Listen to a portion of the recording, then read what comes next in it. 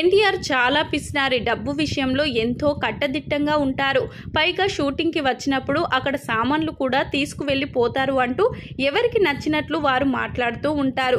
కానీ ఆయనకు దగ్గర వారైన కొంతమందికి మాత్రమే ఈ విషయాలు తెలుసు. ఆయనకు తొలినాళ్లలో కెరియర్ ఇచ్చిన వారికి ఎవరికి ఏమైనా అయితే ఎన్టీఆర్ చాలాసార్లు సహాయం చేశారట. ఆయనకు తెలియకుండా ఎవరైనా చెప్పకుండా దాచినా సరే ఆ తర్వాత తెలుసుకొని వారితో గొడవ పెట్టుకునేవారట.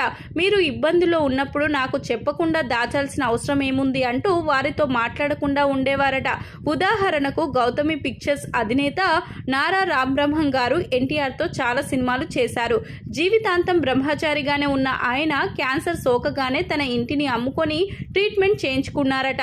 అప్పటికి చాలా మట్టుకు ఆస్తులు కరిగిపోయాయి. దాంతో ఆ విషయం లేటుగా ఎన్టీఆర్కి తెలియడంతో ఇంటిని అమ్ముకోవాల్సిన అవసరం ఏముంది అంటూ నారా వారితో గొడవకు దిగారట. చాలా రోజుల పాటు ఆయనతో మాట్లాడలేదట. మేముండగా మీకంత కష్టం ఎందుకు వచ్చింది? నాకు జీవితం ఇచ్చారు, మీకోసం నేను ఈ మాత్రం చేయలేనా అని అంటూ ఉండేవారట. ఆ తర్వాత నిమ్మకూరు నుంచి తనకు తెలిసిన ఒక డాక్టర్ను రప్పించి మరీ ఆయనకు ట్రీట్మెంట్ ఇప్పించారట. ఇక ఎన్టీఆర్ కేవీ రెడ్డికి ఎంతగానో ఆప్తుడు. కేవీ రెడ్డి కుమారుడు అమెరికా వెళ్ళాలి అనుకున్నప్పుడు ఎన్టీఆర్ దానికి సంబంధించిన అన్ని పనులు చేసి ఫ్లైట్ కూడా ఎక్కించారట. ఇక విజయ సంస్థ వారు కేవీ యూనిట్ ని తీసివేసి కంపెనీ నుంచి ఇచ్చిన కారును కూడా వెనక్కి తీసుకుంటే ఎన్టీఆర్ తన సొంత కారుని ఆయనకు ఇచ్చారట.